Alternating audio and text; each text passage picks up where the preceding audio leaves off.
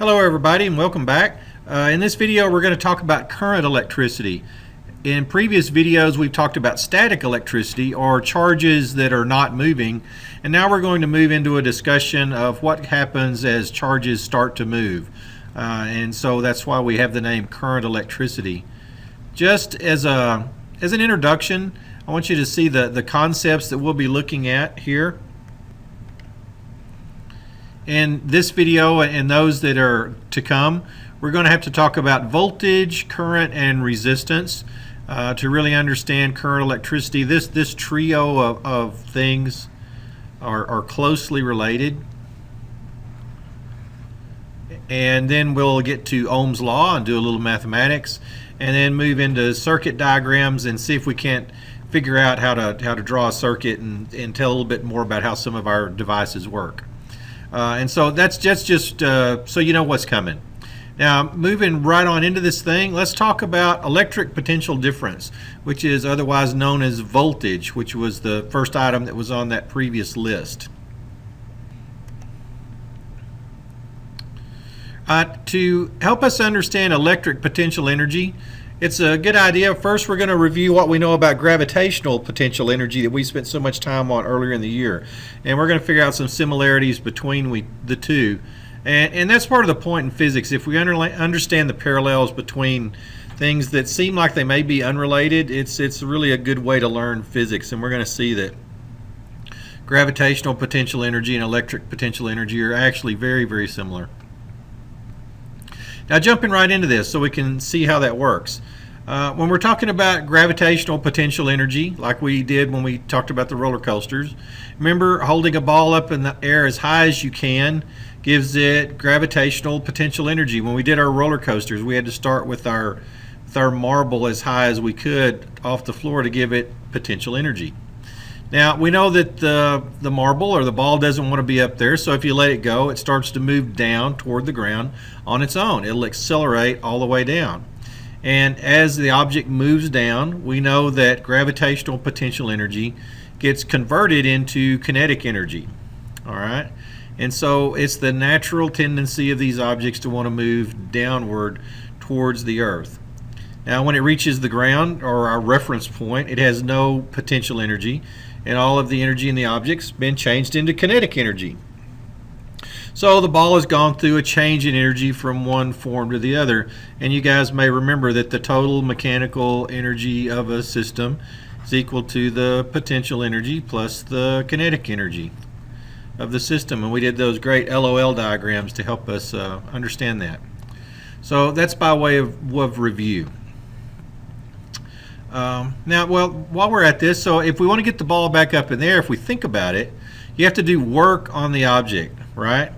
To give an object more gravitational potential energy, we'd had to apply a force times a distance. So if you remember the formula for gravitational potential energy, right? It was the mass of the object times acceleration due to gravity, which is what? A force. And then we had to multiply that times height. And so force times distance, if we remember, was another expression for work. So the way we change the potential energy of an object is to do work on the object.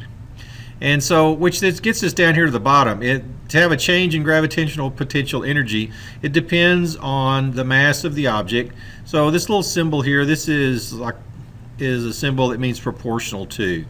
So the potential energy of the object is proportional to the mass. You guys know that the more massive an object that we have, the more energy it has. A bowling ball held up in the air would have more potential to do damage to your foot than a ping pong ball. The gravitational field strength is important. Now, on Earth, our gravitational field strength is always simply 9.81 meters per second squared, but we've talked about if you go to a different planet somewhere in the solar system, the field strength may be different. So that's the purpose of this expression, that potential energy is proportional to g, or the gravity of the object, and the field strength is proportional to the height. The higher you raise something up in the air, the more gravitational potential energy we give it. And this should be very familiar to us because we've done all this previously. And now what I want us to see is how that relates to electric potential energy.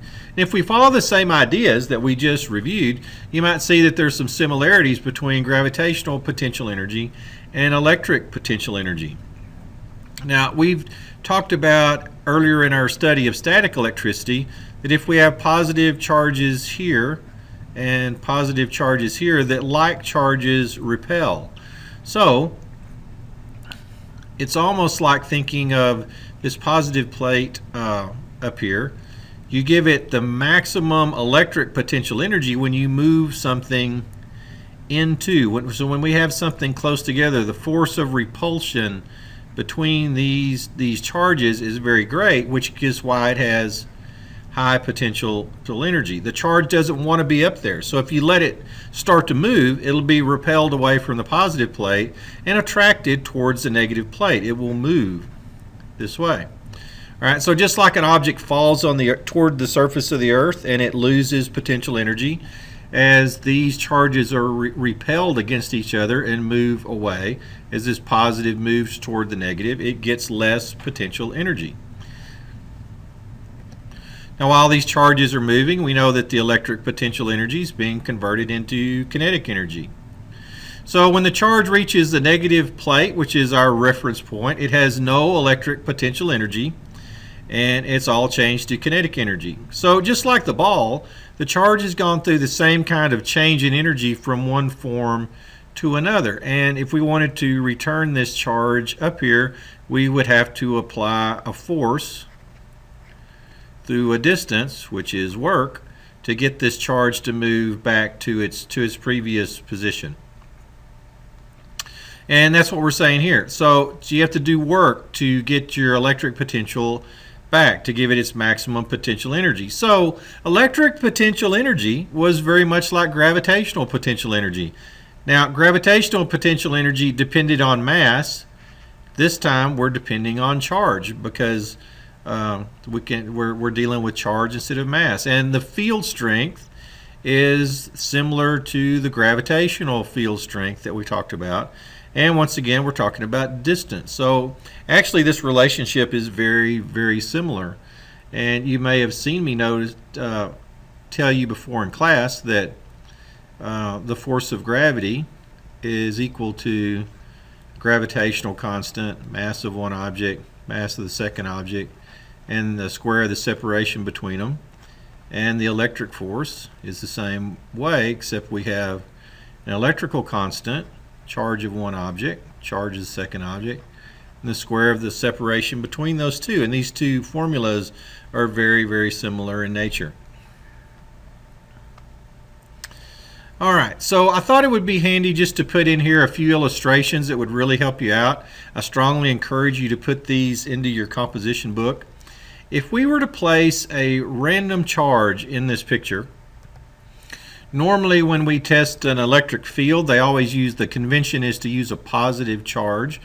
You might write that down. We always use positive charges to test the field strength of an object.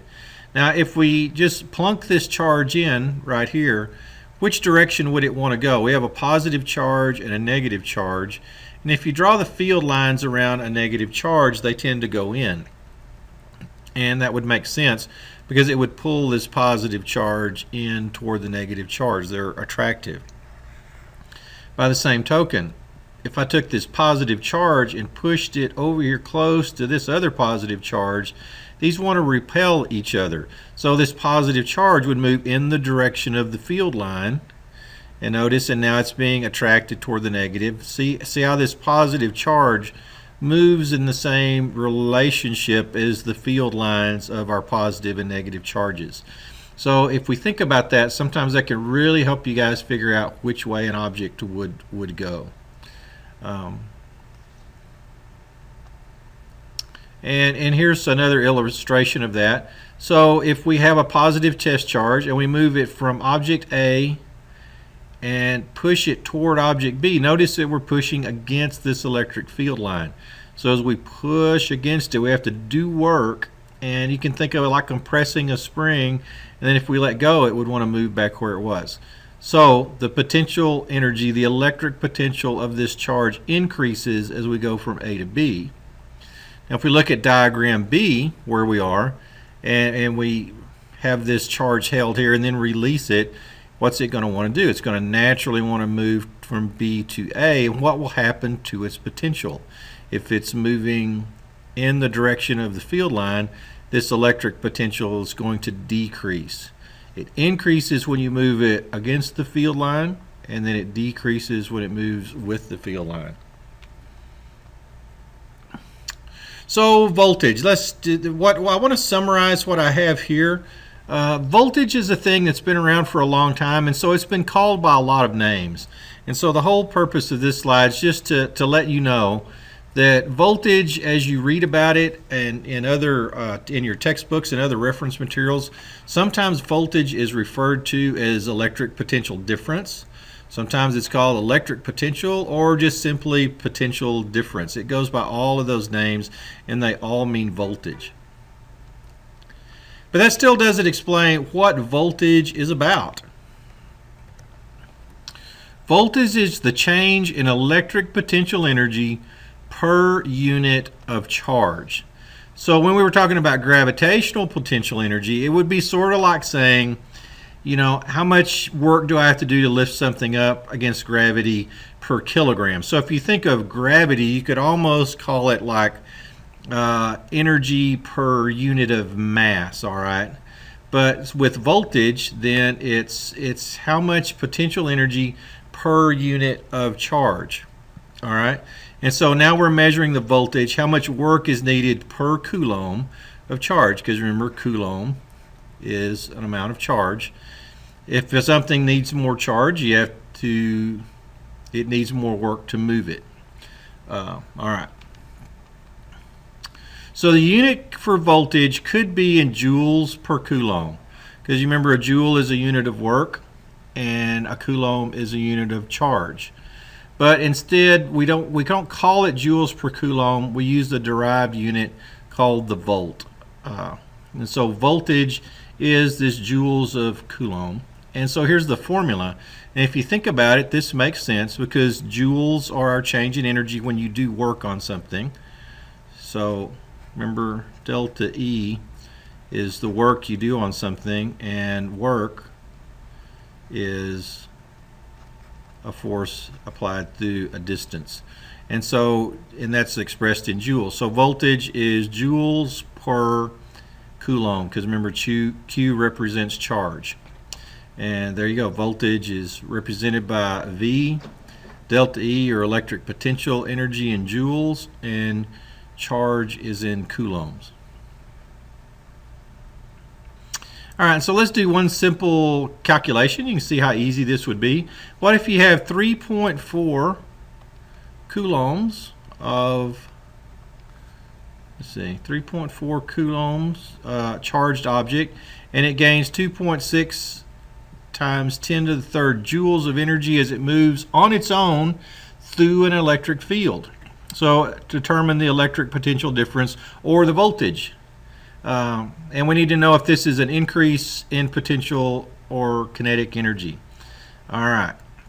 So here's our formula. The voltage equals the change in energy divided by the charge. And so our change in energy was 2.6 times 10 to the third joules divided by 3.4 coulombs of charge. You do the math, and our voltage is 764.7 volts, or 7.6 times 10 to the second volts. All right, now this was a charged particle moving on its own through an electric field. And if we think about that, how did that work? So it must be moving from an area of high to low potential energy if it moves on its own. This means that it was an increase in kinetic energy of the charge. All right, so if we think about it, that wasn't too tough. And in the upcoming videos, we're going to talk about current and resistance and get on to those other topics. But for now, let's leave this here. That kind of wraps up what a volt is and its similarity to gravitational potential energy. And we'll see you in the next video.